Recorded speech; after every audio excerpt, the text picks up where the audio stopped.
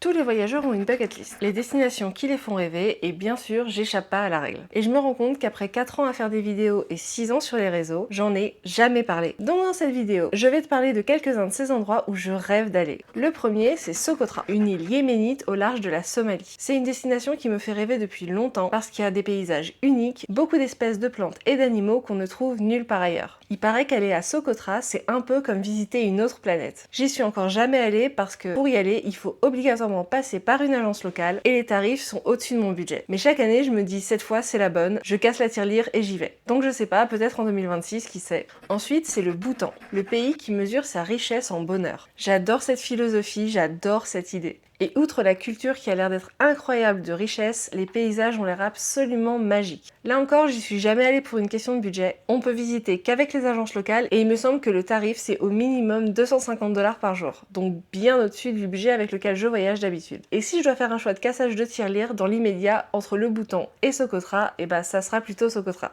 Ensuite, beaucoup plus abordable et facile d'accès, j'aimerais faire un road trip entre l'Afrique du Sud, la Namibie, le Botswana et le Zimbabwe. Là, c'est pas tellement une question de budget, enfin un petit peu, mais c'est surtout que j'aimerais partir longtemps et faire les 4 en même temps. Donc c'est-à-dire qu'il faudrait que je parte au moins 6 à 8 semaines, minimum. Et pour l'instant, mon patron n'est pas très enthousiaste. Peut-être quand ma petite entreprise de travel planning aura décollé, qui sait, je pourrais me permettre de le faire. Et enfin, le plus inaccessible, c'est l'Antarctique. C'est un voyage que je ferai sans doute jamais, pour plusieurs raisons. La première, c'est que ça coûte très cher. Surtout si tu veux pas le faire dans un gros bateau de croisière. J'ai trouvé une entreprise qui propose des expéditions plus confidentielles, dans des bateaux plus petits, mais le prix de départ est aux alentours de 15 000 €. Et ça comprend même pas l'avion pour aller à Ushuaia. Et la seconde raison pour laquelle j'irai sans doute jamais en Antarctique, c'est que je m'interroge sur la portée écologique de ce genre de voyage. C'est vrai que voyager de base, c'est pas ouf pour l'environnement, mais en Antarctique, je pense que c'est vraiment encore l'étape au-dessus. Donc voilà, c'était ma petite bucket list. N'hésite pas à partager la tienne dans les commentaires. Ciao!